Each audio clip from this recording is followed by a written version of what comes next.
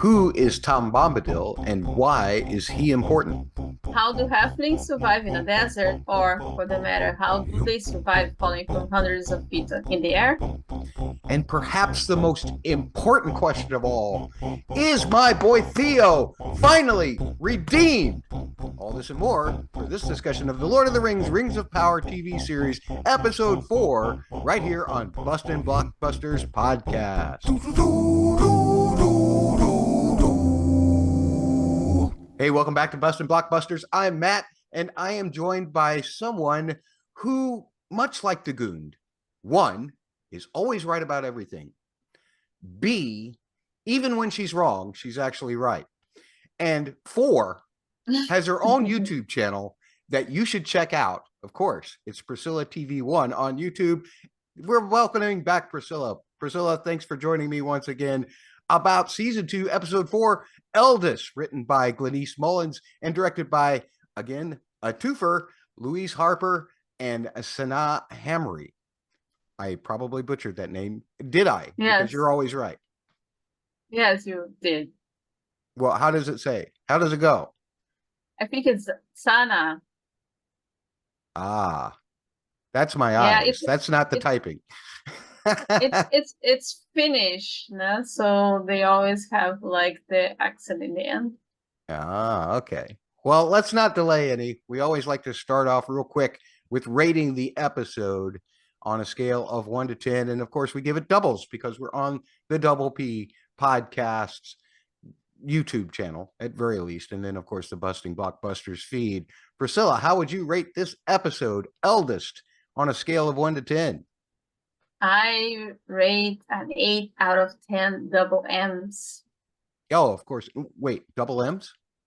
Yeah, so it's mythology madness. Oh. It's very like, if you are a Tolkien fan, this episode is both great and infuriating, because it's great because there are so many things, so many, from like small details, from Easter eggs to like full-blown plot points, and even like foreshadowing to what will happen in the future. Here, all packed in one episode, that it was kind of like, I wish they had done less and had like sprinkled at this in other episodes, because what they did was to take my boy Sauron out of it. So I didn't see Sauron at all in this episode. And no Sauron for me, it's like, I'm sorry, I'm here for Sauron. Mostly. Yeah, kind of. So no Sauron. I had to take some points down. I'm sorry. But other than that, it was very entertaining, let's say that. But yeah, we need Sauron. More Sauron. Actually, if you want to get down to it, the fact that there was no Sauron, or at least no Charlie Vickers, brought my score back up from an 8 to an 8.3, what I like to call triple E's. Triple E's? Yes. Interesting, eventful episode. That's what I call my triple E's. I mean, actually, technically, to me, your name has to start with a T to have any kind of interesting storyline in this episode. Theo, naturally, returning to Pelargir as, you know, he's going to be a leader there, because Arondir's, as usual, is just abandoning ship. On the other hand... That's not true. That's not true. He asked the boy to join him. But he's going off to chase orcs. He's not sticking his duty to the city anymore. Tom Bombadil, of course, elevated this episode for me a lot. I love Rory Kinnear. I became a big fan of his during Penny Dreadful, the show on Showtime, where he played the creature or the monster. I can't remember what. Anyway, it was basically an embodiment of Frankenstein, and he did such a magnificent job with that acting performance. I've been a fan of his ever since. And so that really drew me to Tom Bombadil as well. He was even in the sequel, the Penny Dreadful City of Angels, or PDCOA, as Catfish and I used to call it, except we probably should have called it PDDOA, as in Dead on Arrival, because it was a really crappy show. Anyway, that's the show that actually started this podcast. This podcast was originally called Delightfully Dreadful, after Penny Dreadful, and then we changed the name to Bustin' Blockbusters when there wasn't going to be any more dreadful episodes of Penny Dreadful City of Angels to watch. Anyway, no, let me get this straight. You hated the Penny Dreadful sequel. Yeah, the second one that came out, but not the original. No, the first one was fantastic. Absolutely that ran fantastic. For 3 seasons. 3 seasons in Showtime. Okay, I got it. Yeah. But it was this one that it was just like one season with Natalie Dormer. City of Angels only lasted 1 season. I believe the original Penny Dreadful did 2 or 3. 3. Yeah. I remember 3. Yeah. Yeah. So love Rory Kinnear. That invested me in everything. There was so much stuff directly from the books. Now you know why Amazon paid $250 million for the rights to the appendices and to the Lord of the Rings story, just so they could throw it into this episode. So there's your money well spent on Tom Bombadil. The Theo stuff was actually kind of boring because there wasn't enough of him. I needed to see him talking to the Ents and everything. Didn't happen. But at least he's going to do his duty now that Arondir has flown the coop. So, that's all good. The one thing that I really hate about this show, they're dragging this whole mystery, and I feel like it's an Amazon note from the studios, Priscilla, because it seems like every Amazon show has to have some kind of little mystery for people to solve throughout the season, and it is like, why? Just tell me that he's Gandalf. Let's get this over with. Or in Priscilla's case, just tell us that he's a blue wizard and get this over with. But instead, they got to do all of this dangling and mystery stuff. Wheel of Time has done the same thing. Who is the Dragon Reborn in season 1? Or is Moraine actually stilled? Has she actually lost her powers in season 2? Tired of it. Tired of it, Amazon. Get rid of that formula. It's not working for me. Well, it may be working for lots of other people. So I don't know. But for me, it's not working. That's the one thing that always kind of drags any episode down for me when it's done by Amazon. That's my biggest complaint. It's just we're now halfway through the season, and so far we've got hints of Gand and other things, which all could be a big red herring because Priscilla's right about it being a blue wizard. But nonetheless, I think I really think or I fear that it's Gandalf and Saruman because of name recognition alone. Okay. But for whatever reason, they are actually doing the Blue Wizard story. So even if they say this is Gandalf, this is Saruman, this is an adaptation of the Blue Wizard storyline from Tolkien. All right. There you go. Priscilla has spoken. So who cares what Priscilla thinks or what I think about these episodes? Again, mine was 8.3 triple E's out of 10. But what did you rate the episode? Let us know at Bust Blockbuster on the site formerly known as Twitter, or you can send me emails, mattsaudioblog@gmail.com. You can, of course, reach Double P Media across all of the social medias. I mean, everything. Bubba's just, I don't know. I don't think he's on OnlyFans, but that may be the only network that he's not on. So at the word double, the letters PHQ, that'd be a really handy handle for OnlyFans, I'm telling you. At any rate, all social medias. If you want to find it on YouTube and subscribe to that channel, please subscribe to that channel. He's only got enough to barely buy him steaks every Friday at some fancy restaurant. He could use millions and millions of more subscribers. We all could. Subscribe to the podcast on the auto feeds as well. And at the word double, the letter P, the word media on YouTube will for sure get you there. Double PHQ may get you there as well.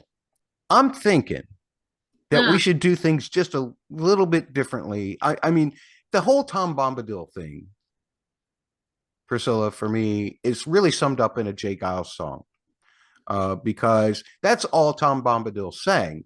the entire episode. Da, da, da, da, da, da, da, da, da, da, da. It's Jay Giles' centerfold instrumental part. That's what it is. Very creative, Bear McCreary. So let's talk about the music before we get on any further. If you don't like music stuff, skip ahead about 10 and a half minutes or use the stamps on a YouTube.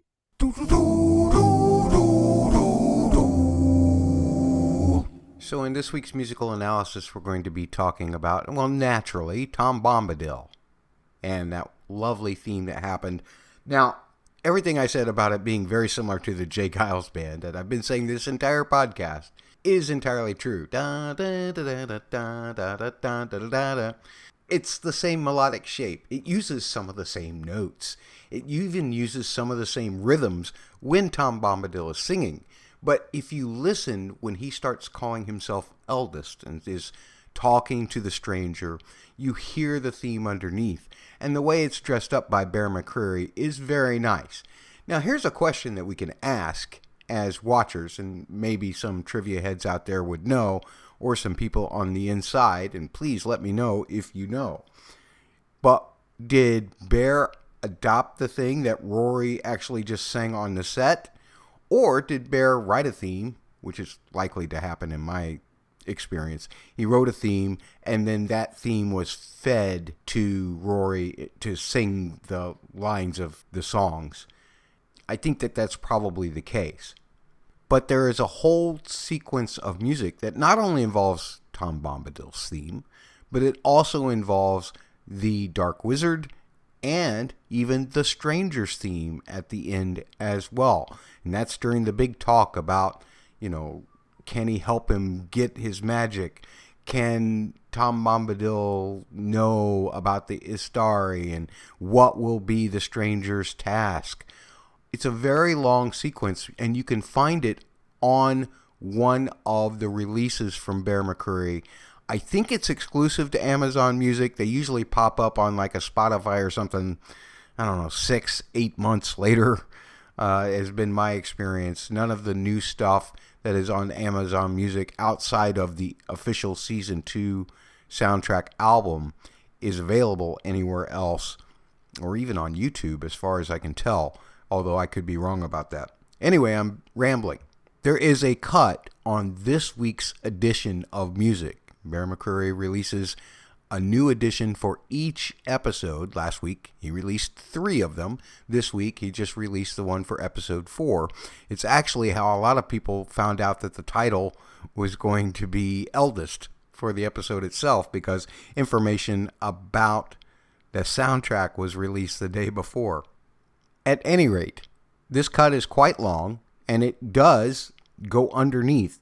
From the moment that Tom Bombadil says eldest and gives this little monologue all the way through to the end of that scene, after he tells the stranger that his task is going to be twofold, not only Sauron, but also this Dark Wizard.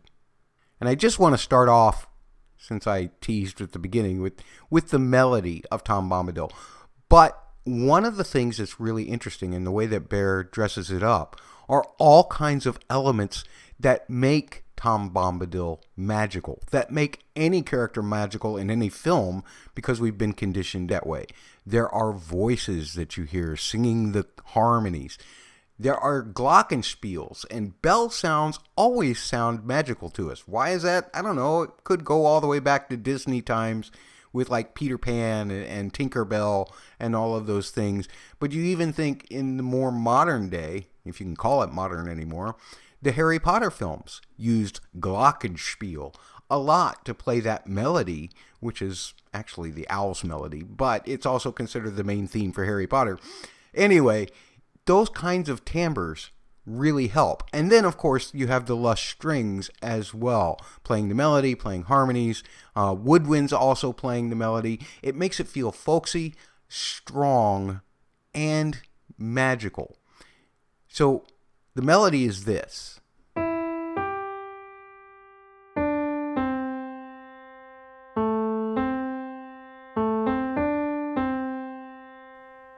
Putting his sunglasses on right now and getting ready to sing as the instrumental part of that song begins. No, just kidding. Anyway, the harmony that's underneath it is really beautiful when you think, again, about the timbres, the instruments that are used. The instrument of the voice, the instrument of the glockenspiel, the instrument of the strings, the instrument of the woodwinds. And it is quite major sounding, which implies lighter feelings. In the case of Tom Bombadil, a feeling of good. But there's also kind of a wispiness to it, which is kind of like what Tom is. He's kind of, I don't know, he's just kind of like, well, here is the answer, but you have to find it within what I just said for yourself. So it goes from like the 1 chord to the 4 chord, which is very typical, to the minor 6 chord, and in that kind of way for the main section of the melody.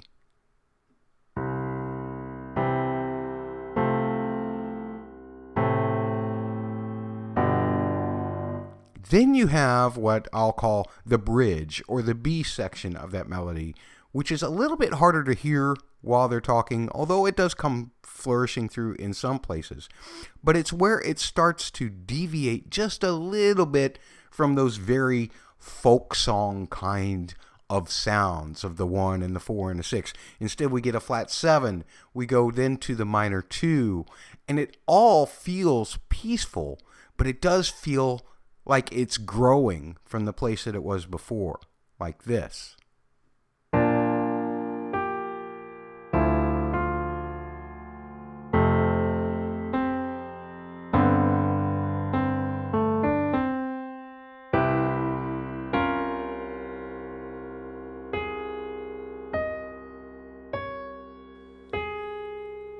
Interestingly enough, the end of the piece also uses the same kind of chord structures that the Dark Wizard's piece uses. It uses that 7, which is flatted. For instance, if you were in the key of C, it's a B flat, but it's a B flat minor, which presents notes that shouldn't be part of the C major scale. But it does so in a way that's kind of different from the Dark Wizard. You heard how that melody kind of floated on the top of all of that, and that made it seem more peaceful. Actually, it made it seem bigger, like the universe had just grown a little bit because we're getting some kind of great revelation.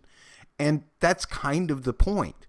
As opposed to that, the Dark Wizard's theme, which shows up as they're talking about the Dark Wizard, feels very close. The melodic shape doesn't move very much. It's kind of tight, and it kind of clashes with the tonality, whereas Tom Bombadil's didn't. The Dark Wizard theme, as we talked about last week, again, sounds like this.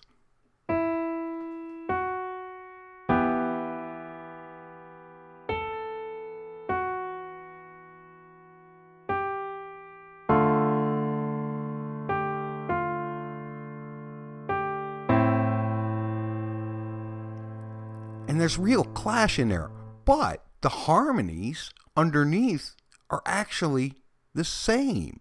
There is a root, and then there is a flat 7 minor in both of these. In this case, it was an E and a D minor. But the feeling is totally different, right? And that is because the melody doesn't stretch out way above the chord in order to make it feel like it's leading to someplace back peaceful again. Instead, it stays really tight. You'll also notice that at the end of that, they added an extra chord that we didn't talk about last week, and that is the minor 4 chord. It goes from E minor to A minor. The minor 4 chord is a really interesting animal because if you put it in a major key, then what you end up with is a bittersweetness. It always kind of darkens the mood. And similarly, in a minor key, it also darkens the mood because now there's no real resolution anymore. A 4 chord never really feels like it's resolved. And so when you end a phrase with that chord underneath it, it feels unfinished. Not only that, but a minor 4 also feels darker.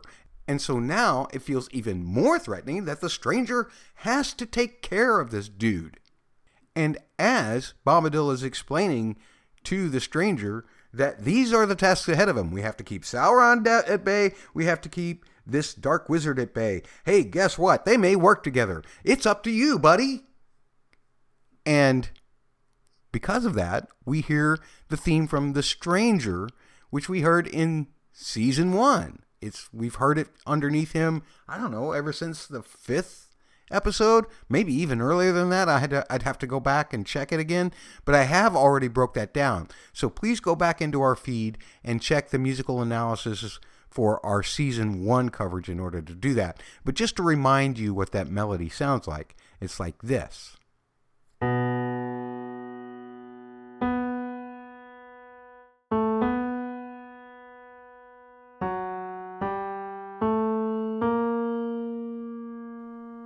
And Bear finishes everything up with this big minor chord because, this is meaningful. This is dark. This is dangerous. And this is the stranger's mission. I mean, I thought the mission was to find out what his name was. No? Oh. Anyway, back to myself and Priscilla talking about this episode.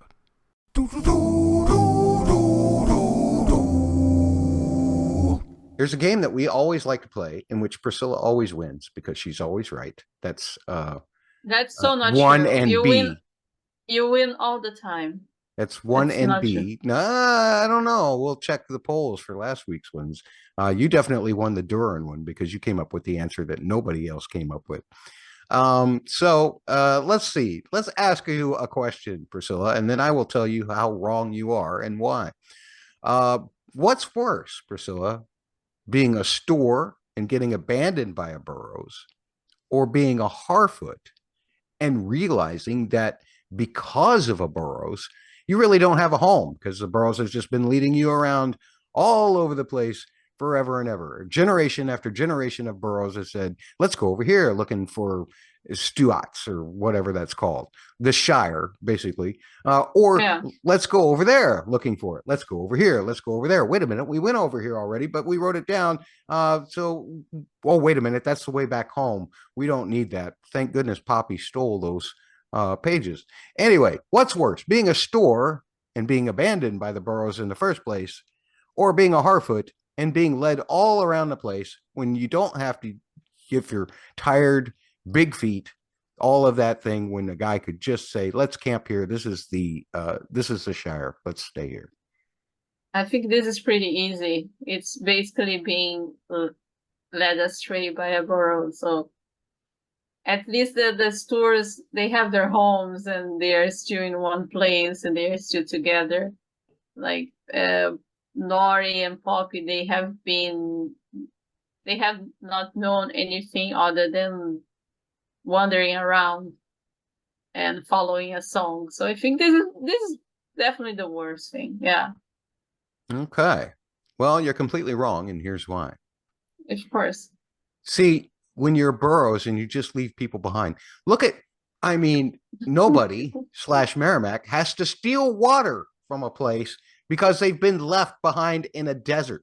I'm not so sure. I mean, according to Tom Bombadil, this place used to be kind of lush and everything, and then it turns to sands and everything. How many generations have they been stranded here in a desert when originally they may have been left in kind of a greenery place, but now they've just stuck here. They're stuck here in holes in a village with no water that they have to steal from the big folk. And wow, I mean, that's just an awful kind of existence. Not only that, but it makes your goons grumpy. And when a grumpy goon, that's a double G, when you have a grumpy goon, you see how people get thrown out of the village very easily. Even nobody was thrown out of the village. So technically, is the goon so bad? I mean, they threw nobody out of the village. So maybe not. But I'm still arguing that being a store, being abandoned, is worse than being a Harfoot. Because think, everybody loves to travel. Harfoots, they get to see adventure. They get they get to see new sights. They get to experience life in a whole new way.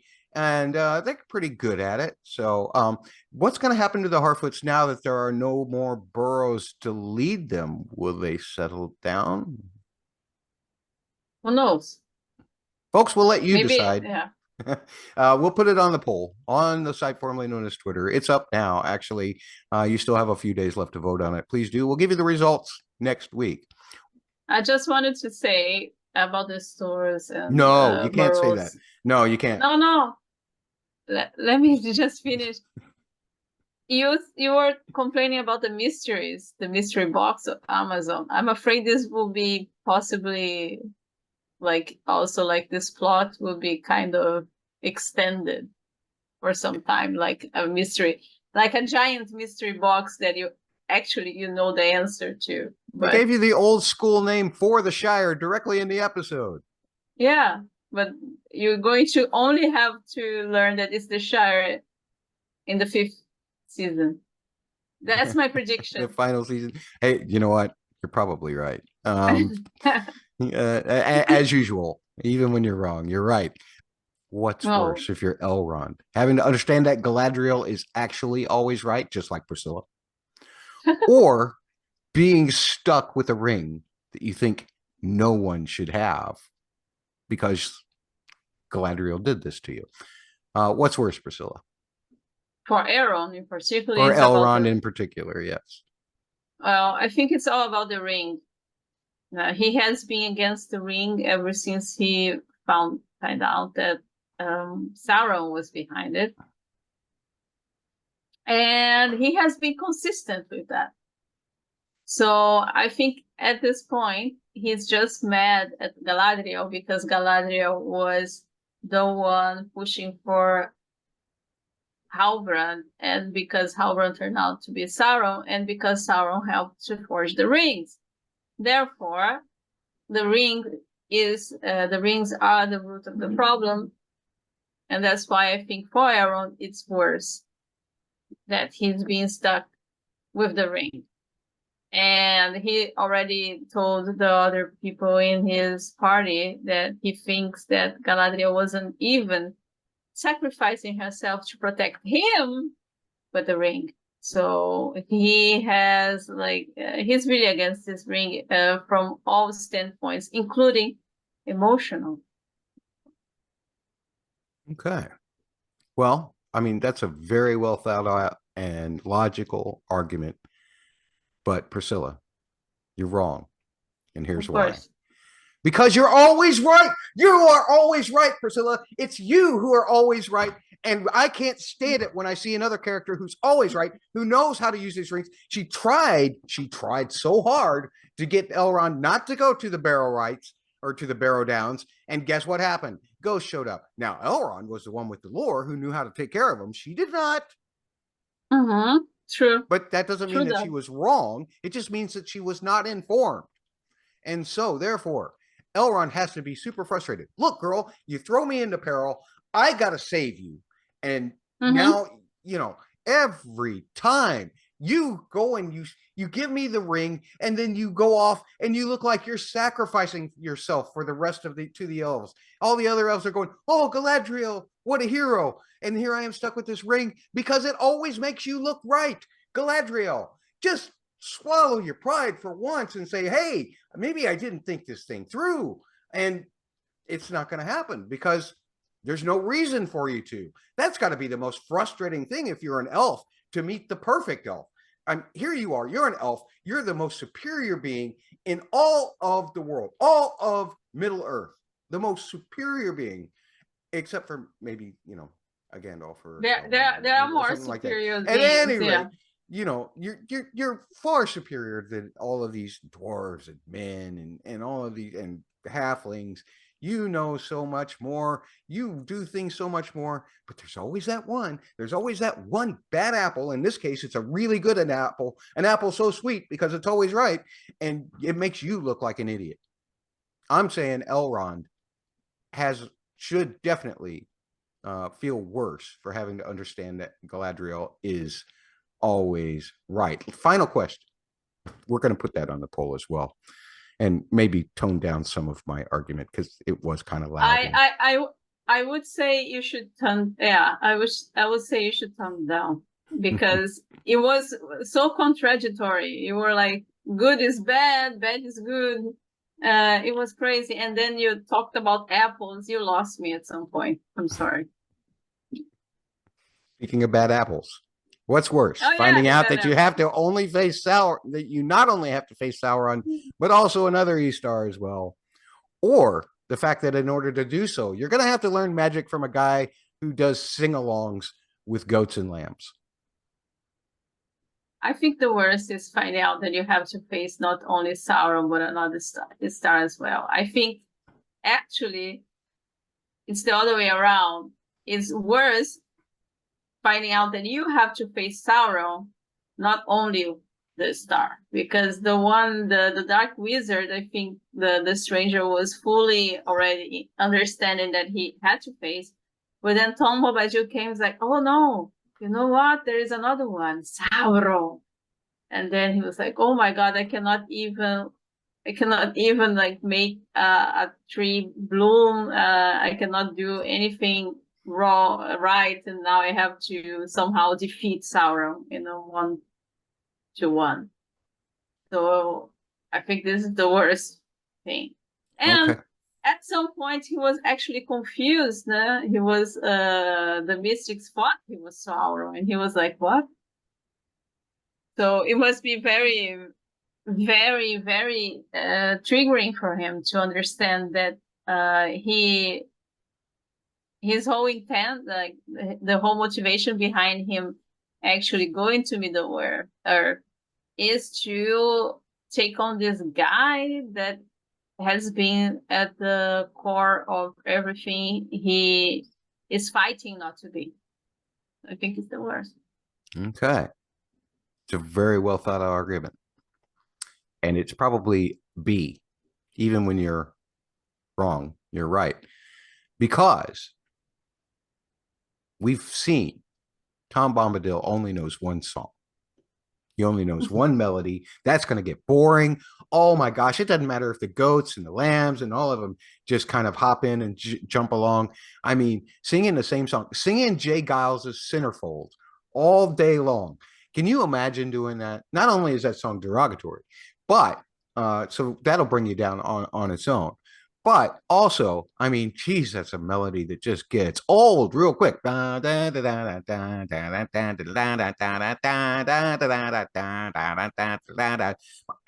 at centerfold, my angel. I mean, come on. Imagine having to do that with Tom Bombadil and a couple of goats and a couple of sheep, a lamb of Tom Bombadil. Every single day while you're learning magic. I couldn't take it. I'd rip Tom Bombadil's mouth out, his hair out, his ears out. So that's the only music that ever was produced by Tom Bombadil again, especially if it's just going to be the same old tune, same old tired tune over and over and over again, would be stuck in his head. Then maybe he'd stop singing it too. Oh, I can see how Tom Bombadil would be annoying. Yes, I can see that. Yeah. Absolutely. He can come. Yeah. Folks, we'll leave this all up for you to decide. The polls are out there now. The polls are out there now on the site formerly known as Twitter at BustBlockbuster. We're going to talk about the episode now.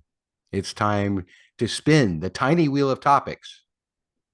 On the tiny wheel today, let's see. The first subject is the elves make a cameo in a Pirates of Caribbean movie, aka the Barrow-ites are cool. The second item on the wheel, I really got to squint to see this. Poppy's got a boyfriend, Poppy, and nobody sitting in a tree, Kissing, aka the Halfling storyline. Then we have, can they quote Tolkien like that? Well, Amazon did pay $250 million to be able to do so. And of course, that's the Tom Bombadil storyline stuff. And then finally on the wheel, well, not quite finally, but Matt's boy, Theo, gets the status of redemption that he so richly deserves. And then some odds and ends as well as a fifth topic on the wheel. Spin it! When it's spinning, and even after it stops, my eyes are so fuzzy, Priscilla. What does it say? What did it land on? Wow, it landed on all things halfling, basically. All things halflings. Yeah. Excellent. So, how do you survive being hundreds of feet in the air in a tornado and then suddenly just plop to the ground? Is it because of their padded feet? Is that how they survive the fall? They have these big, halfling feet, and so that helped. It worked as a shock absorber. Well, like one thing that season 1 did, but season 2 is doing better, is the whole thing about the distances and the map and showing where things are. So, and they even had like some pretty cool transitions this episode about like the distance that were being covered. However, what gets me confused here in the sense is that in the stranger storyline, I didn't see much of this to make a difference. So I have no idea exactly where where like the stranger ended up, like with Tom Bombadil, and how far he is from Nori and Poppy, you know. So it could very well be that Nori and Poppy, they are not that far away. They were not taken that far away from the tornado. So, and that's why they survived. And it can be that actually it was the big stranger that had no sense of direction without the halflings to help him that ended up straying. So that's my theory. So see, to me, I mean, it's just like Butch Cassidy and the Sundance Kid, Paul Newman and Robert Redford, when they, it's like they're contemplating jumping off this cliff, and they're talking about swimming in the river, and the other guy says, huh, "It's the fall that's going to kill you. It doesn't matter how far away they went or whatever. They were way up in the air. They were at least 30 feet up in the air when we last saw them on screen, and they were still going up. Falling from that height is what would kill them." And then somehow they recover from that, and then they go jumping off a cliff. I was waiting on them to grasp hands like they were Thelma and Louise as they went off the cliff together. They didn't go quite that far, but I'm just kind of like, and I guess it was a sloped hill down off of the cliff that they just kind of landed and rolled, and then they were fine and met nobody. But I mean, it was just a little bit too much for me. I couldn't take the realism out of it for me. It's like if it killed two grown men, as the Gondor said, how did two halflings survive it? So it didn't work for me. That was one thing that just totally got me. I did love the Gund and the store's community, the Suzat, all of that mentioned. Nothing like seeing a good cave painting. All of that stuff was great. And I thought that Markella's two kind of monologues as Nori were really good. And probably some of that was helped by Bear McCreary's score as well. But they were still, they moved me. I felt terrible for Nori when she realizes that she doesn't really have a home, or when she's talking about how she's traveled across mountains and all this distance to help her friend, the stranger. It really moved me. So those were my thoughts about it. But of course, Poppy's got a boyfriend now too. They were making eyes, and I'm a little jealous. Very clearly, I'm a little jealous because nobody, Merrimack, pretty good looking dude. I think like the show, it's has received some valid criticism when it comes to writing dialogues. But for me, when it comes to dwarves and halflings, the show is doing a great job with how they speak and like in their characterization. It's really like the difficulties really come to Numenor and the Elves storylines, in my opinion. Like there's still, it's got better, much better, I think, but there still can be twerked a little bit. So it tracks that they have like good monologues, and also there is also this effort, I think, because I don't know if they had the rights for all the things that they are using in this storyline, so they had to go around and try to convince the state that they could use the Tom Bombadil song and like some of his famous words from the Tolkien, the trilogy. So I think they are really making an effort here to build this world in accordance to being a little bit more faithful to Tolkien. In this sense, it didn't take me that out of the story because I was so focused on, this really, it gives you the fantastic feeling. So that's why I was really enjoying this episode. That's like, wow, this is a series. This is high fantasy. It's not like this kind of fantasy that appeals to people that don't like fantasy that we see, or it's not a fantasy that is just like every week you have a new monster coming out, and it's not formulaic. It's really like this world is so fantastic that everybody is fantastic. And so it didn't. This storyline was the one that I think it has the least problems to me at this point at the story. Okay. The other thing I guess that annoys me most about it is every time we meet a new community of halflings, it seems like Bear McCreary's got to score something that's straight out of his score from Outlander. Have you ever seen Outlander? No. Yeah, Outlander is this story. It's really kind of a love story, and I won't spend too much time on this, but it's a love story about time travel and going back into the colonial days and the Scottish culture and all of this stuff. And every time I hear some Bear score something from the Harfoot community, all I see in my mind is the hero who's a Scotsman, like chopping down a tree so that he can build a cabin in the New World. So it feels it's like, okay, yeah, that's definitely Bear McCreary. Wrong series, but definitely Bear McCreary. I did not mention this in the musical concepts or in the musical analysis, but I just thought I'd throw it in here. What else about this? Anything else about the new group of halflings that we've met?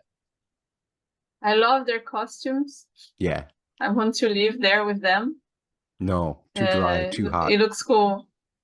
It looks cool. I really like the whole atmosphere of the place, actually, and I really like to have such a strong leadership there. I love that they've introduced the concept of, when they were talking about the Suzat, and even in the design of their own village, it's like they've dug into the rock or whatever, and they're making little hobbit holes, for lack of a better word, out of the stone stuff, the same way that the hobbits will an age later with the in the Shire with just digging. And they even mentioned something like the ground so soft you could dig out a hole and be ready to move in a month.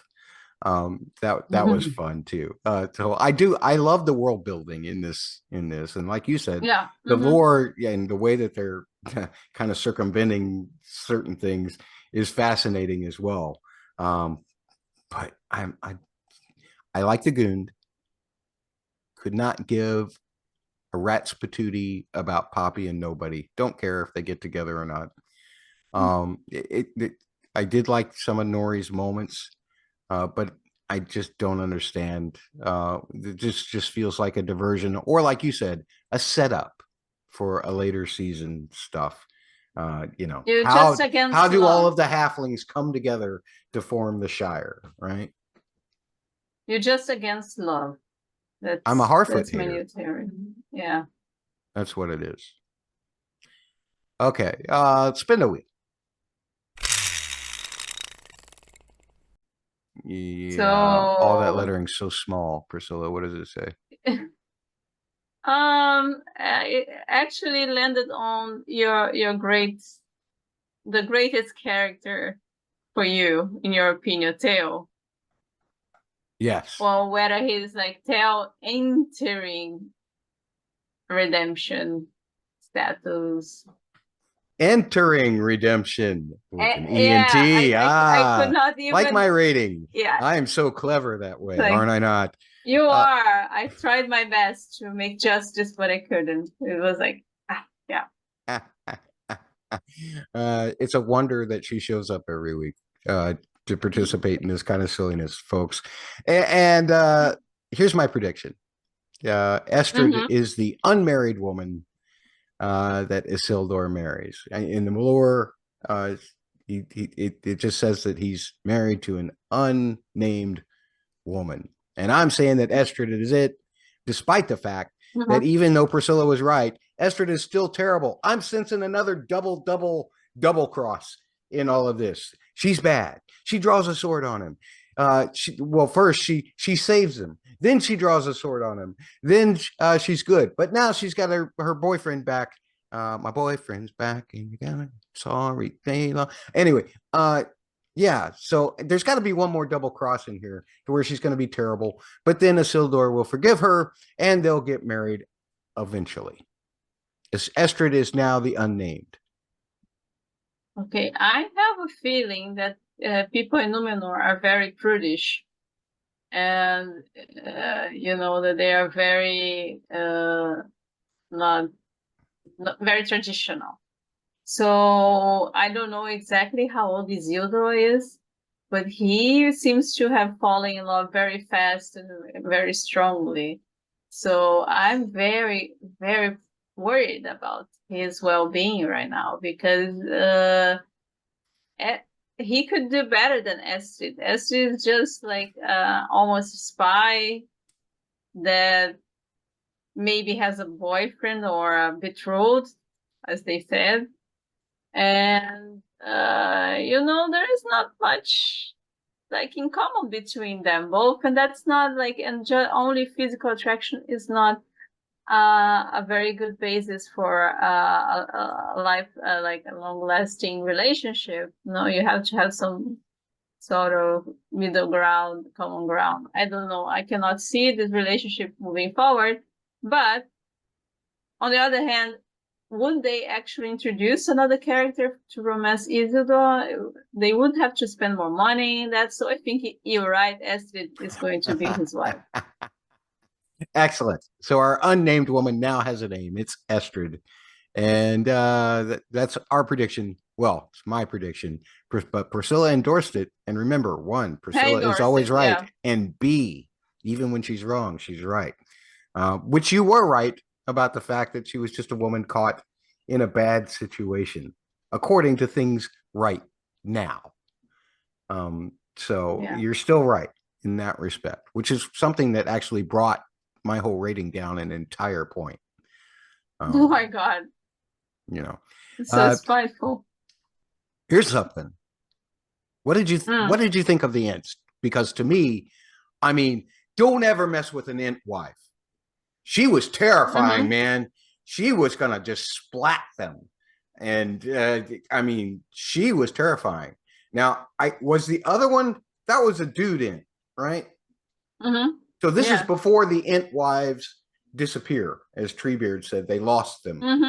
But man, I think I'd want to lose him. As violent as that Ent wife was, I mean, she was taking her toll on everybody. But I thought the Ents were kind of impressive. What did you think of them? Not enough of them, but they were impressive.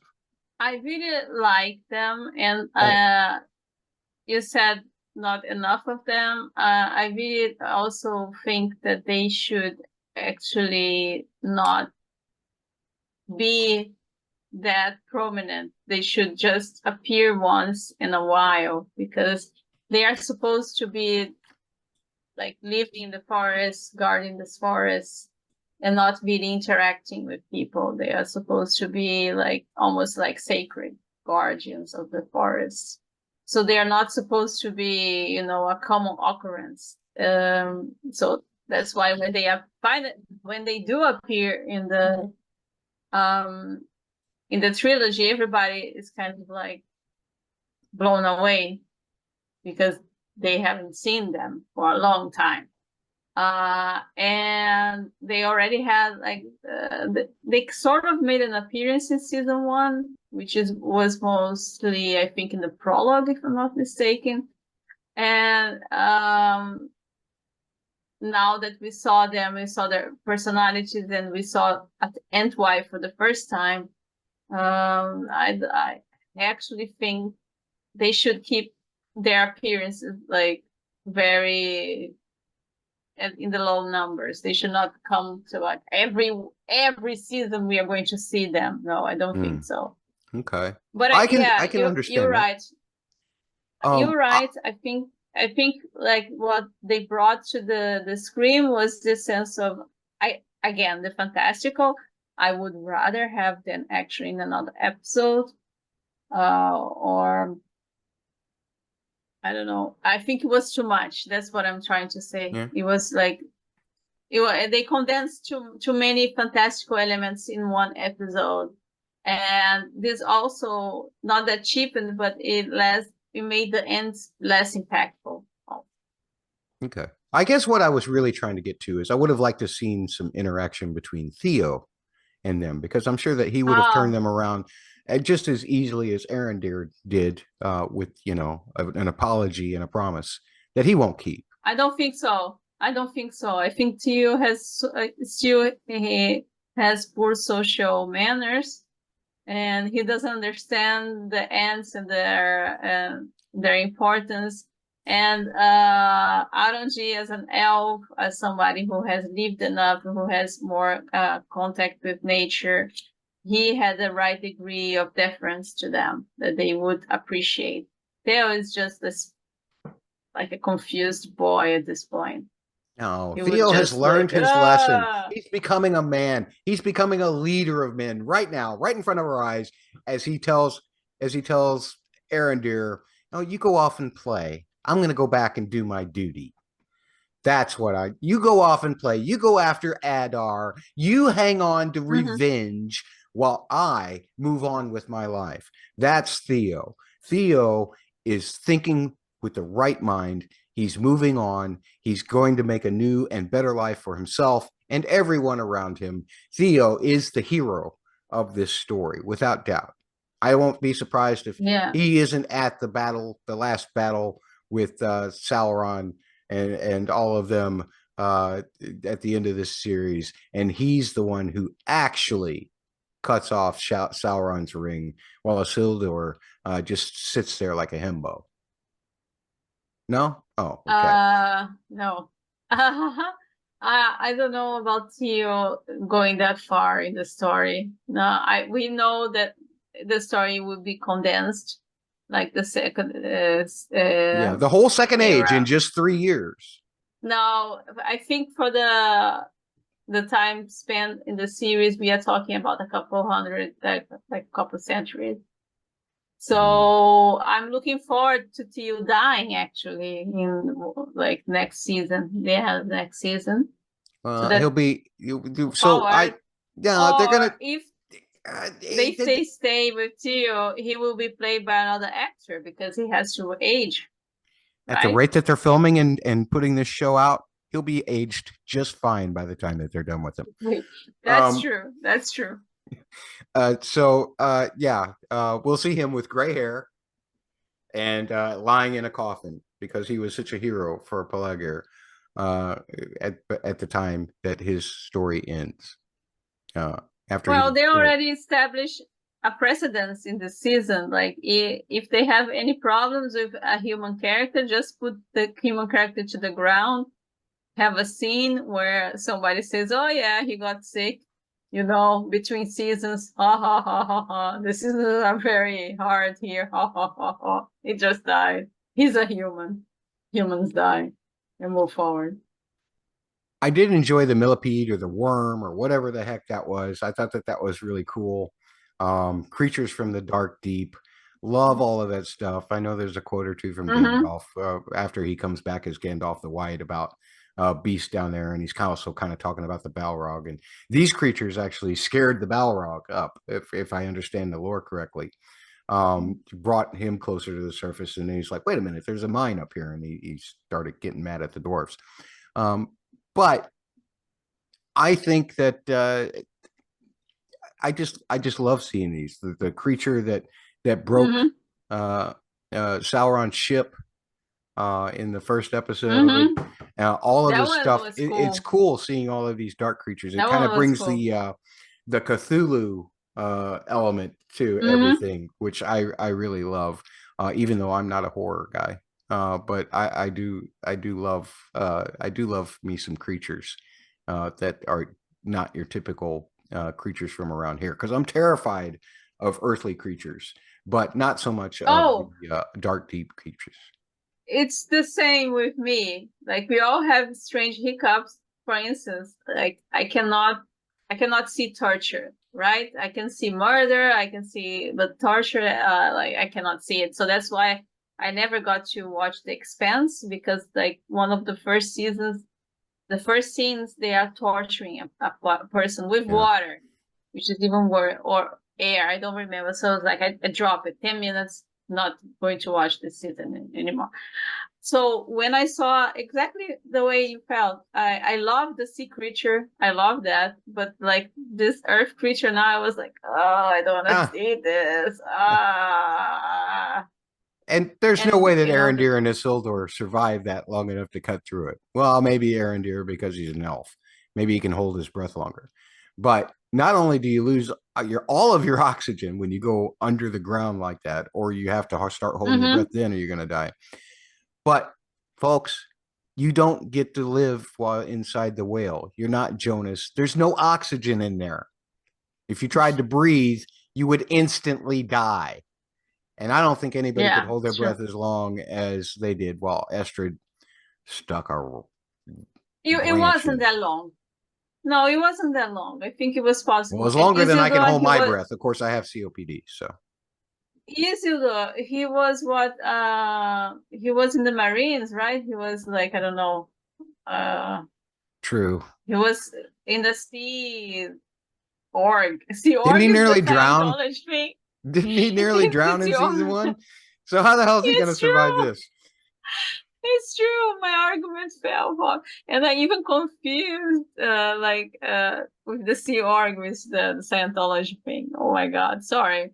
Yeah, but I remember in the first season that Isildur was like training to become a mariner like his father or something.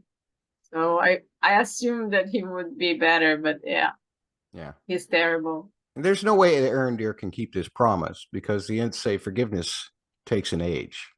And we all know that we don't see Arondir anywhere around in the Third Age. So, way to go, Arondir. No, I mean, it's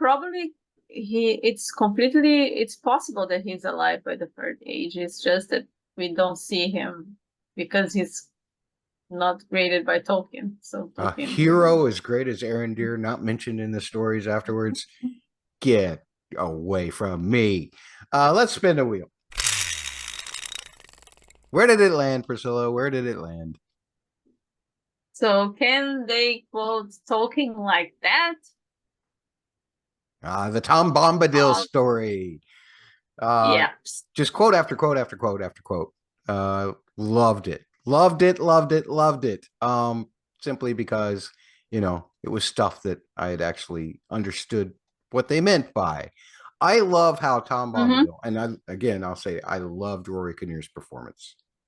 He had a wispiness about him, kind of a playfulness about him, but at the same time, this very serious nature about him, which I loved. And the dialogue was so good because it was like he posed questions to him in the form of a question that only an individual can answer. And, totally respecting the rights of everybody in terms of did you ask the tree if you could borrow a limb for a staff? All of this stuff I just loved. Not particularly fond of getting Centerfold by Jay Galspan stuck in my head after several sequences, but other than that, it was very, very good. What did you think of the Tom Bombadil stuff? Was that too much lore dump for you? Well, you had the insinuation that Goldberry was there at some point.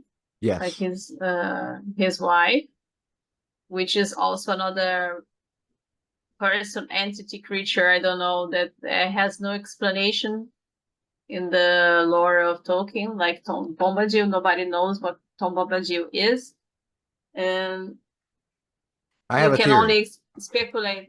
Okay, you can only speculate what Goldberry is. So But then he tells the stranger that he didn't. Basically, he gaslights the stranger into believing that he didn't listen to a female voice. So that poses the question: is Tom Bombadil an abusive husband?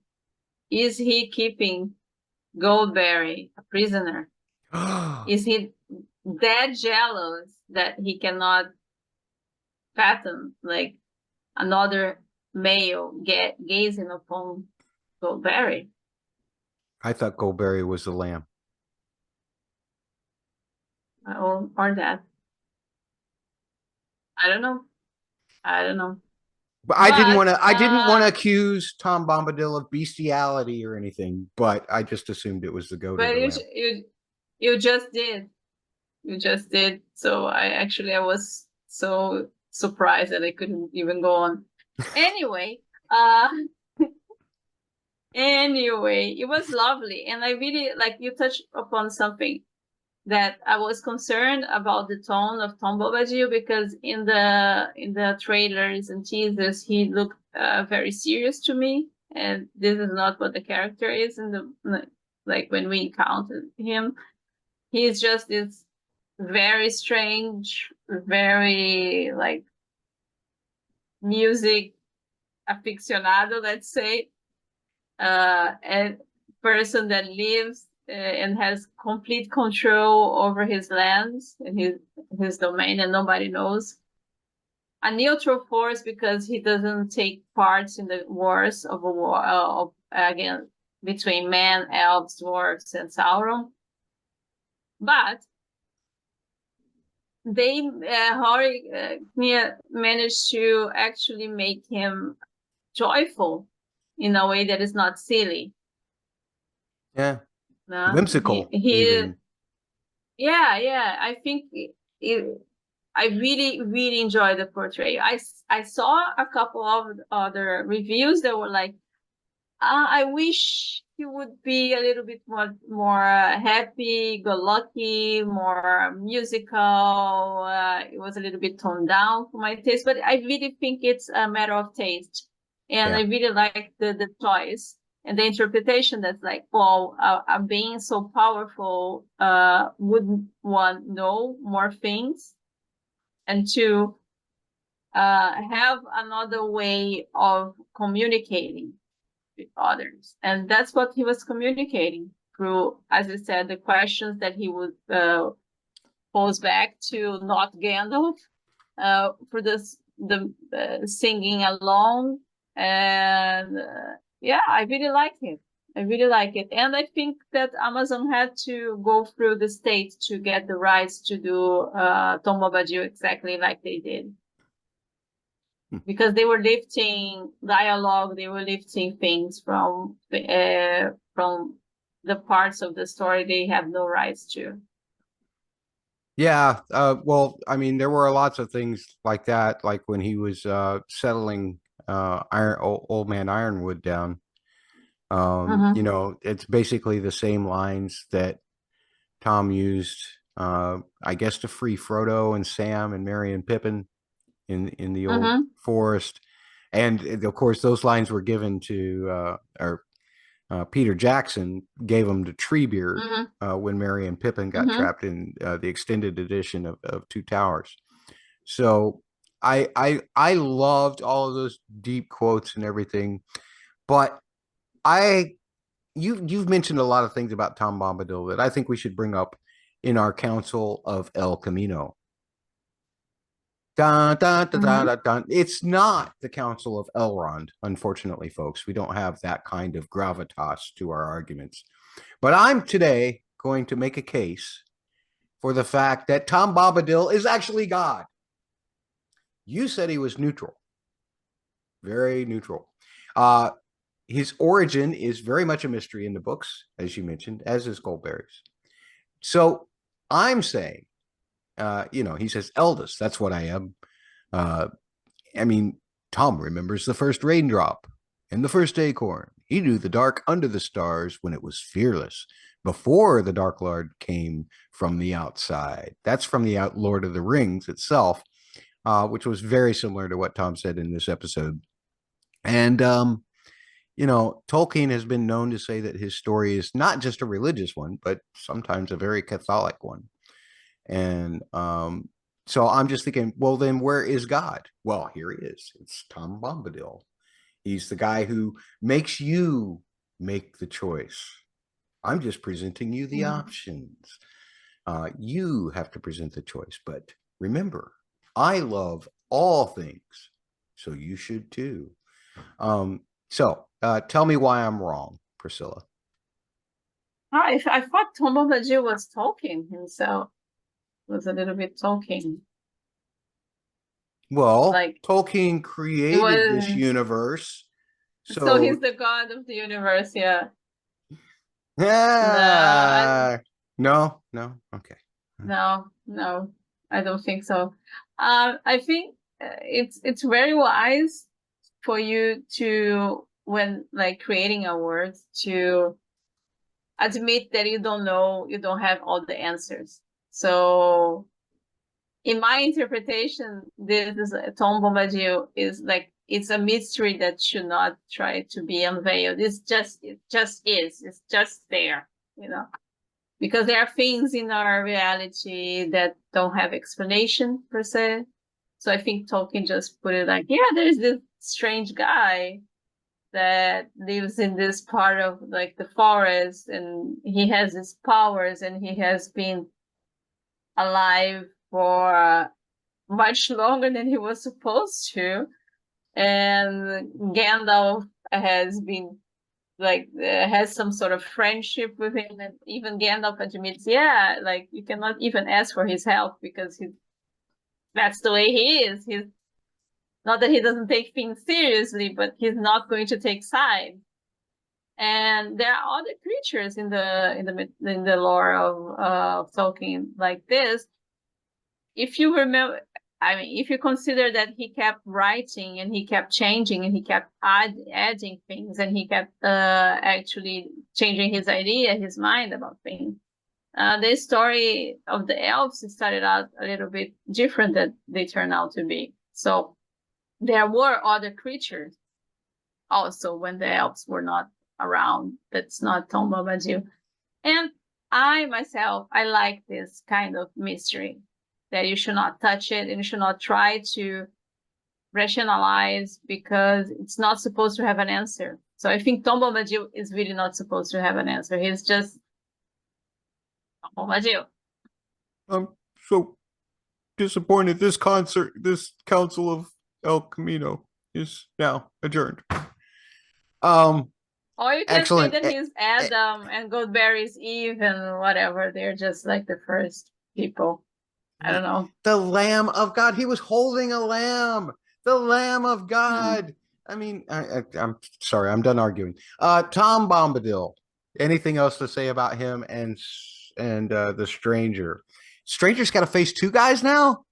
I think it's asking too much, but and this is another point where Stranger is Gandalf again. It's because when the Valar was discussing who to send to Middle Earth with these missions, Gandalf actually didn't want to go because he didn't feel that he had the power to face off. So then the Valar's like, yeah, so that's exactly why you're going, because you don't want to. And they send him anyway, which I find like, okay, God, yeah. Oh my! All right. I hope he's not Gandalf. I want to be on the record of that. I hope he's not Gandalf, but he's shaping out to be Gandalf because of name recognition. But the story would be the Blue Wizard. Excellent. All right. So we've only got two topics left on the wheel here by my count. We've got the elf stuff and just some odds and ends. So which do you want to talk about first? We'll just let you choose rather than having to spin the wheel. I want to say again that I'm really unhappy that we are not discussing Sauron. Okay, so let's discuss the closest thing that we have to Sauron. That's the elves. All right. So the elves.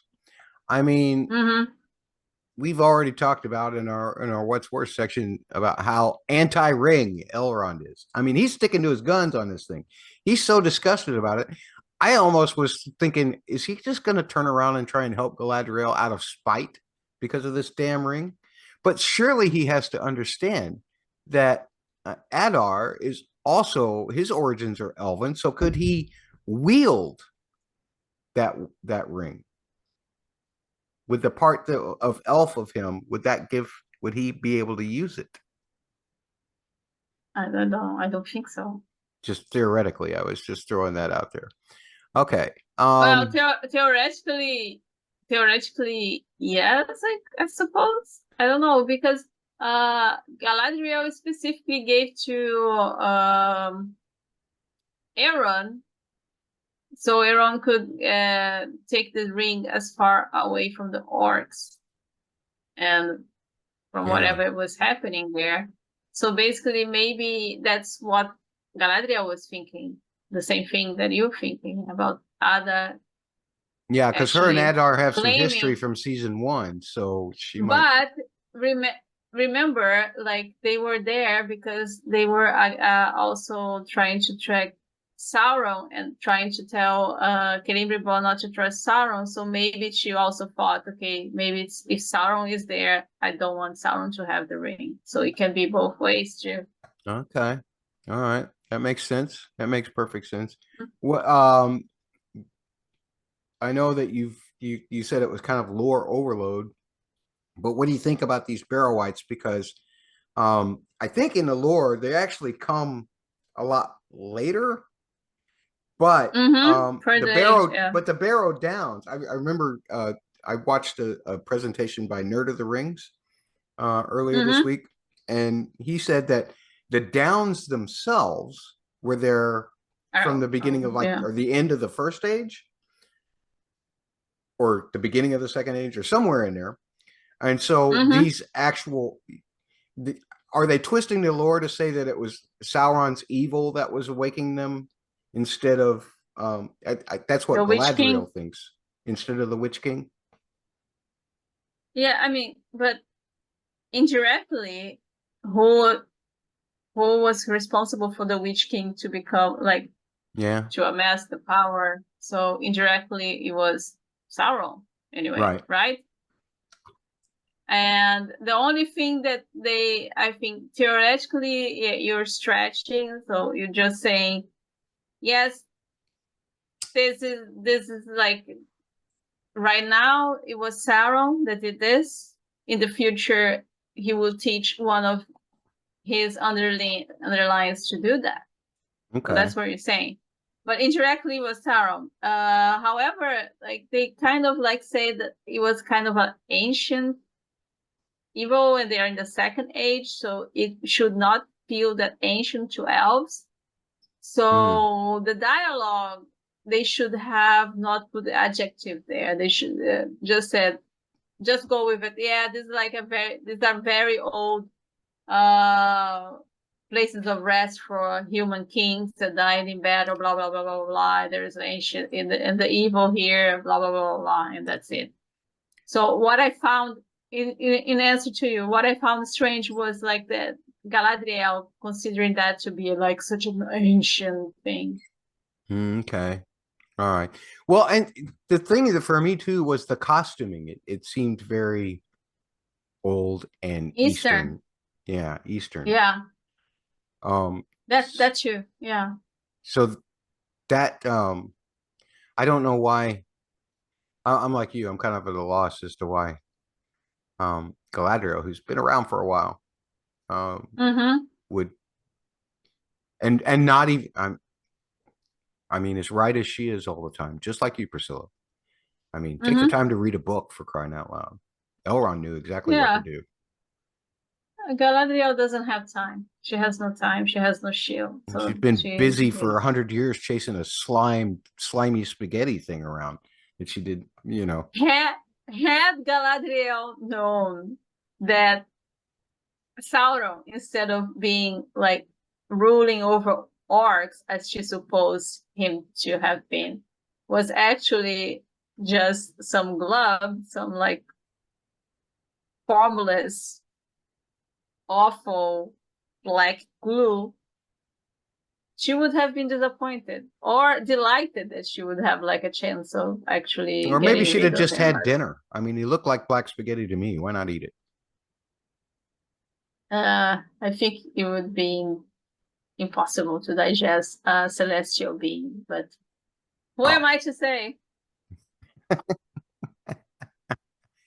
So Galadriel's now captured. Loved her fight. Thought that was cool. Thought that was all great. Looked fantastic. There was a shot from the trailer where she was shooting up and it looked like, I don't know, some other explosion or something like that. So we now know that it was just shooting at a lantern to burn some orcs that were in front of her. Did she really? She turned back around. So she had no intention of escaping, right? She was definitely saying, look, I'll stick around here so that the ring gets away, and I'll maybe not sacrifice herself, because I don't think any of those orcs could have ever touched her. But she was definitely, she had a chance to get away from there and didn't. She turned around and fought. Is that out of just fierceness of spirit, or was it just because of the ring, or what do you think was going on there?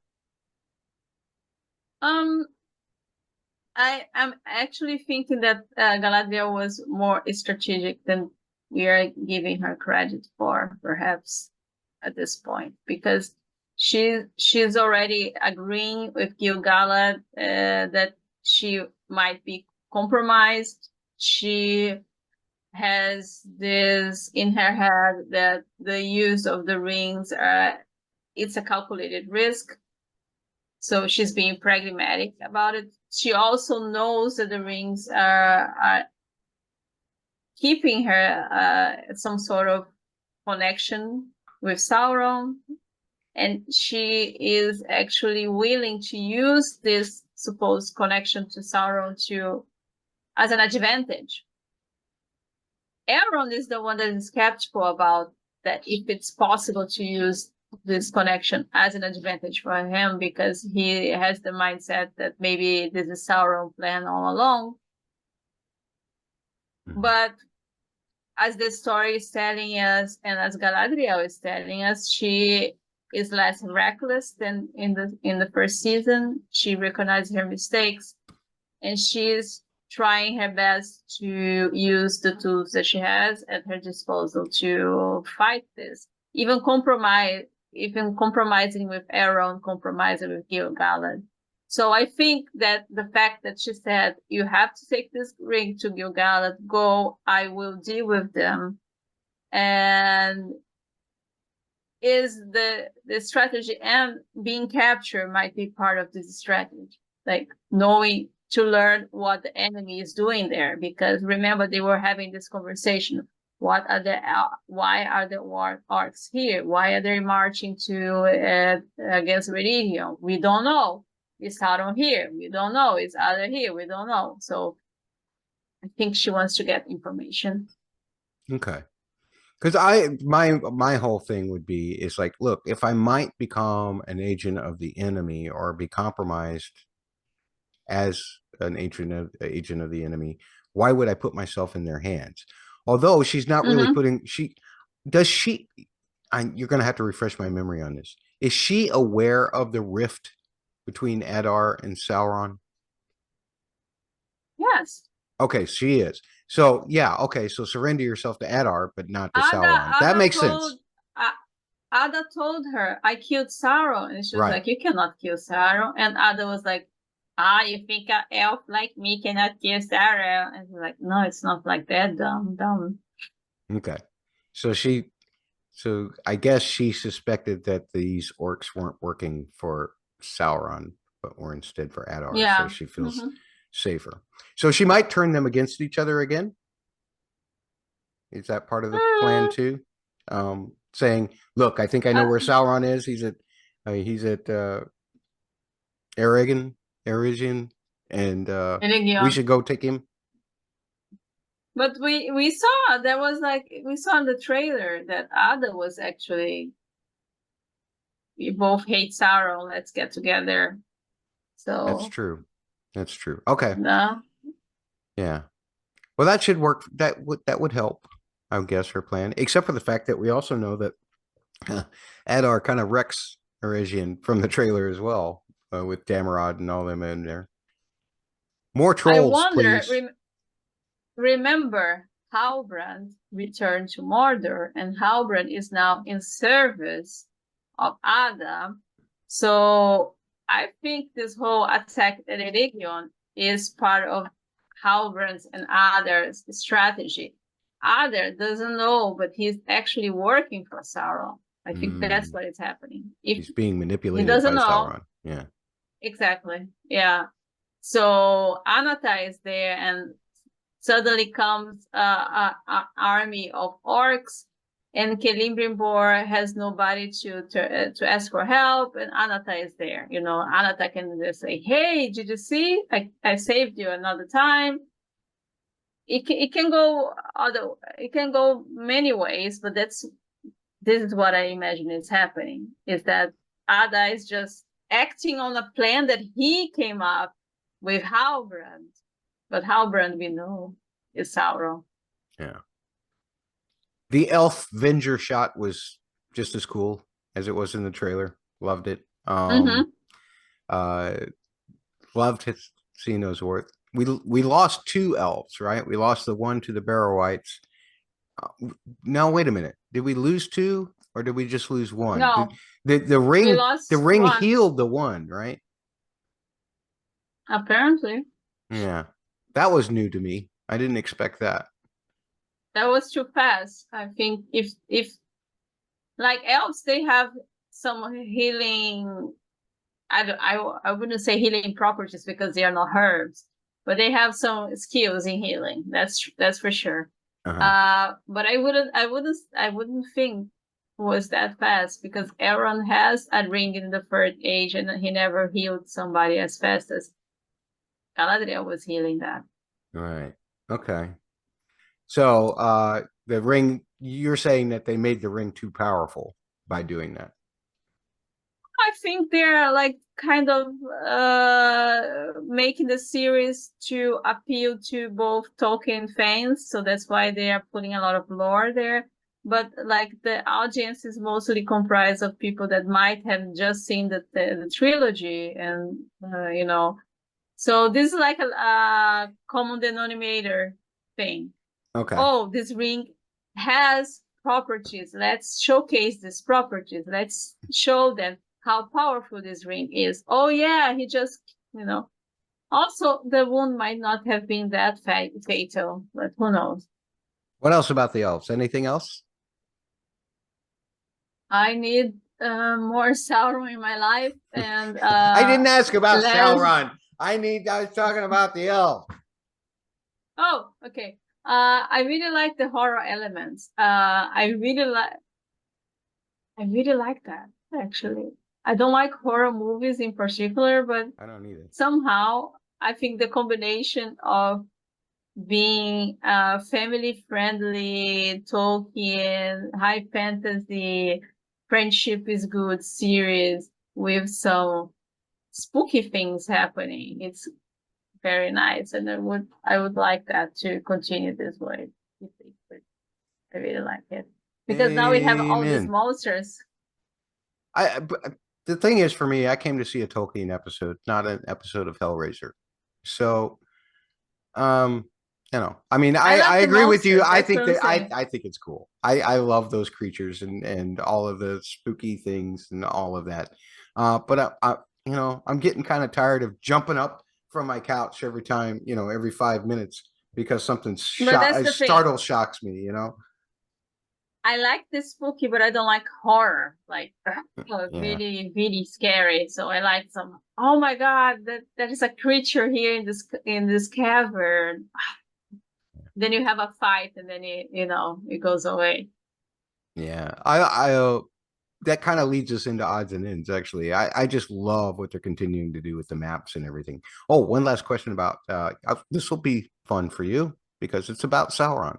Did he actually take the bridge down? Or is it just bad elven craftsmanship?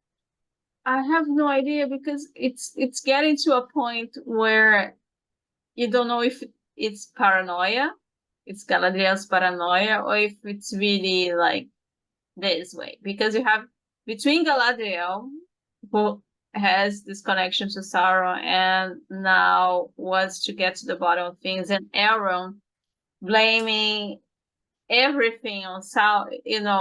You don't know if everything that is happening in the series is by Sauron's hand.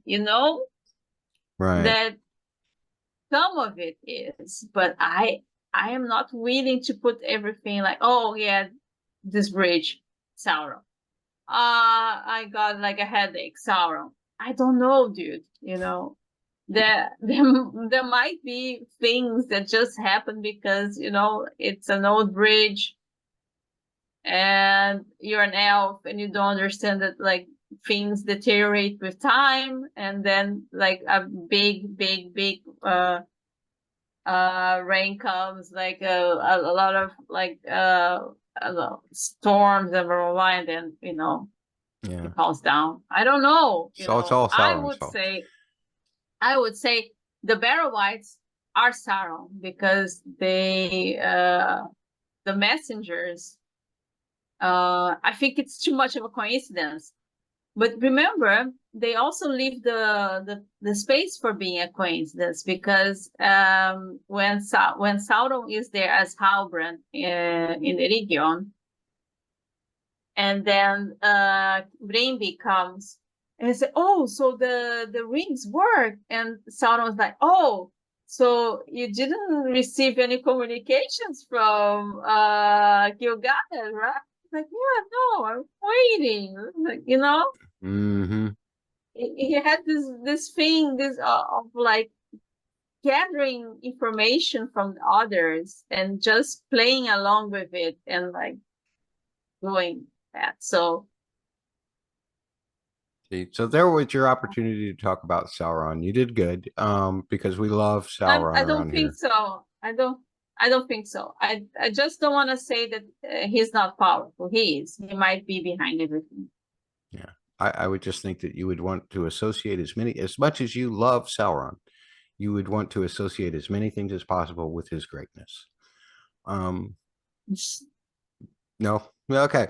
The other odds and ends was the fact that they're continuing to use the maps. It's kind of like the Star Wars wipe. It's becoming as much of a fixture, and I love it. I'm here for it. Give me more maps. I will say that Nerd of the Rings pointed out that map may not be so accurate that they used as to where the bridge was and all of that stuff. But I'm not a geographic nerd the same way that Nerd of the Rings is. So I don't care. I just think it looks cool. Keep doing it. Any odds and ends for you, Priscilla? Not really odd ends, but I would rather they pace out the lore dumps, as you mentioned. Okay. Because it was exhilarating in a way to have all these moments where, oh yeah, this and that and this and that, and then they kept coming, and then they kept coming, and then they kept, oh my god, this is the part of the series where I don't think has been criticized enough, and it's actually one of the things that the small things that I would want them to do better. They should learn when to give the audience a moment to breathe and when to entertain the audience a little bit better. So, because every time I start watching an episode, I was like, I'm like, this is like cinema. It's so beautiful. I'm like, I feel like I'm in there with them,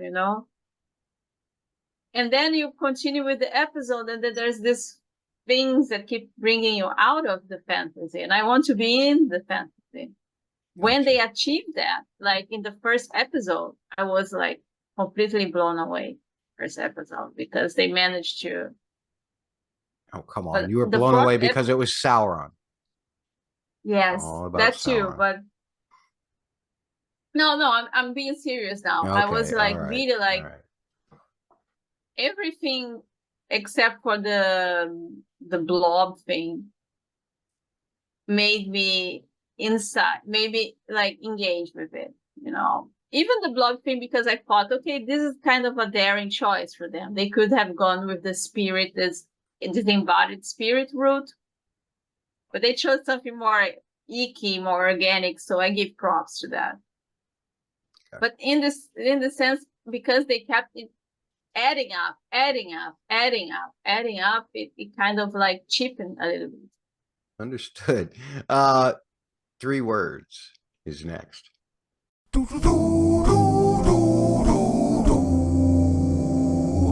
What are your 3 words, Priscilla? What are your 3 words again? I miss Sauron. That's what I should have guessed. Mine were, and this is kind of a stab at Priscilla, and because 1, she's always right, and B, even when she's wrong, she's right. Estrid is good with a whole lot of question marks, because we still don't really know. We still don't really know, but so far Priscilla's completely right, because she's always right. So those are my 3 words. We didn't get any 3 words from you folks last week. Describe this episode 4, in 3 words. The season is half over. I haven't received a single submission for 3 words. The season is almost over. The season is half over. It's terrible. Not a single submission. We did get some feedback though, which we'll get to in just a little bit. But before we do that, the Rings of Power, the Ring of Power Award, which is given to either a character or a storyline, or both, if you want, that we think was superior amongst this episode. Priscilla, you have a Ring of Power to give out? I will give Isildur a Ring of Power just because he obviously wanted to give Estrid a ring, but he couldn't, so he receives the ring instead. Ah, I see. That's understood. Put a ring on it, as the Beyonce song goes. He wanted to put a ring on her. He couldn't, so I put a ring on him. Okay. All right. That sounds good. My character, I have a character and a storyline, is Arondir. Because he saw through the double E. Double E? Yeah, evil Estrid, and achieved a double E. Double E? Yeah, an int equanimity. Wow. So this is Arondir's story today, even though it's totally not. And for the storyline, I give The Stranger in Tom Bombadil, because that was just my favorite stuff. Excellent Tolkien quotes, and you know, Tolkien kind of whimsiness and sentiment, and I just adored all of that. Time for your feedback, ladies and gentlemen. We have some comments from our YouTube presentations, which you can find on the Double P Media YouTube channel, youtube.com/@media. You can also reach out to Double P on all the socials at the word double, the letters PHQ, all of them except OnlyFans. I promise you he's not on there. So Urethro says this about Sauron, as I believe that I was saying that he was good and you were praising him so much in the last episode. He is misunderstood, or maybe just in a response to the title card that we put up saying, is Sauron misunderstood? But he is misunderstood, but the show isn't saying that he's good because of that. He's still the bad guy. Get that, Priscilla? He's still the bad guy. I never said he was misunderstood. You said that. Well, you said that he wasn't a bad guy. You were talking about how glorious and great he was. Yeah, but that doesn't exclude the fact that he's a bad guy. He was just better than the orcs. He was above the orcs. All right. That was Darius's comment. So here's another comment. This one from Elias Sideways, who we love on the Double P Media Network, who says, I'm not finding this podcast on Double P Media's podcast feed. Am I lost? With a crying emoji. Oh my God. And the truth of the matter is that we are on our separate audio feed. We're not, the audio is not part of the Double P Media Network.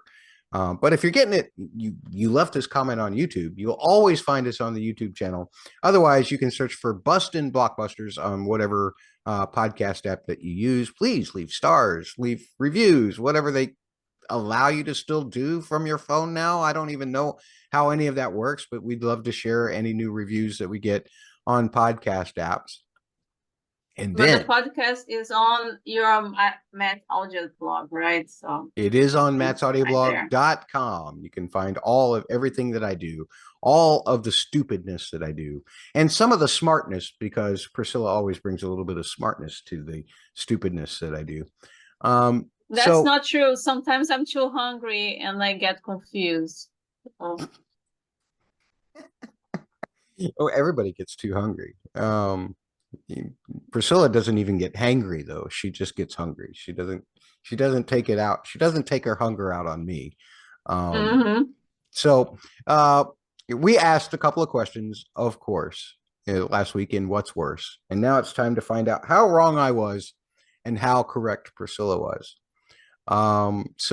Because 1, she's always right. And B, even when she's wrong, she's right. What's worse? Stealing a man's maps and words from your clan and following your friends, or only bringing honey biscuits to eat in a desert. Just honey biscuits won with 100% of the vote. That was you, right? You argued honey biscuits. No? I don't think so. But you're always right. It was you. So therefore you did in this particular case. No, stop doing that. Sometimes I'm not right. Sometimes you are. Well, especially when it comes to a question about food, because as she said, sometimes she gets hungry and confused. Delirious. I feel like. So what was worse in the season 1, episode 3, exploding into a beam of light and becoming an oily spaghetti, or, having your head be exploded by Shelob's grandma? That's the way I worded the question. This one, you were correct, Priscilla. You argued exploding into a beam of light, 60% to 40%. I had put out the Durin question, but then we came up with a new answer. And so therefore, your answer was correct. Eating last year's rye bread gets 100% of the vote. Agree. Yeah. Even you agreed that it was correct. Yes, it was absolutely correct. People who rated the first 3 episodes, about a third of you thought that it was really good. Another 11% of you thought it was great. About 22% of you thought it was fair. No one thought it was poor. So everybody liked the first 3 episodes. I know, Priscilla, that you had favorites out of the 3, as opposed to, you thought the first episode was stronger than the other 2, and the second one was stronger than the third. But on a whole, people seem to really like those 3 episodes. And then I did put a poll out as well for this week's episode, season 2, episode 4. Voting is still early. About 28% of you, a little over 28% of you thought it was great. 32% of you thought it was good. 25% of you thought it was fair. 14% of you thought it was poor. They did not like this episode as much as they liked the other ones, evidently. So there you go. That's your feedback. I said so. Yeah. That's really all that we have to say for this particular podcast. So Priscilla, any final thoughts before we go? Again, at Priscilla TV1 on YouTube. She does her own reviews. It's already out, definitely, by the time that you see this. And be sure to check them out. The reviews are in Portuguese because she's speaking mostly to a Brazilian audience or Portuguese-speaking audience in Europe. But that doesn't mean that the translator doesn't get most of it, doesn't get all of it, but it gets most of it. And I always leave my comments in English there. And, there is no language barrier for the like button. So go like that button, hit the like button, and subscribe to the podcast.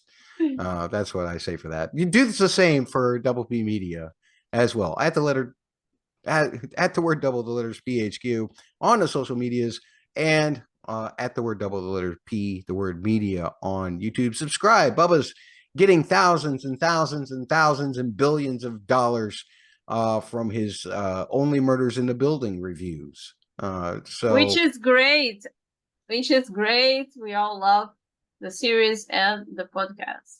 Oh my gosh, I didn't like the second episode of Only Murders in the Building. I'm kind of going. I haven't seen yet. I'm going. I haven't seen yet. Okay, well, I'll save. I'll save the spoiler review until.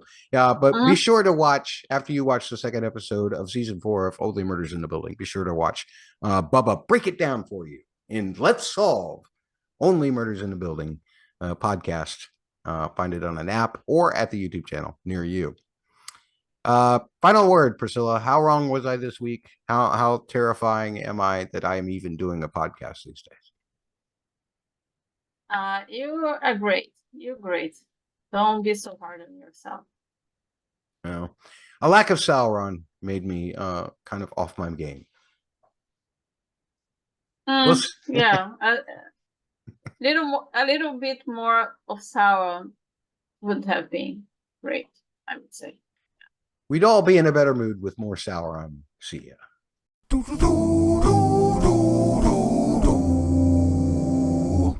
Yeah, the guy has his charm. Let's say that.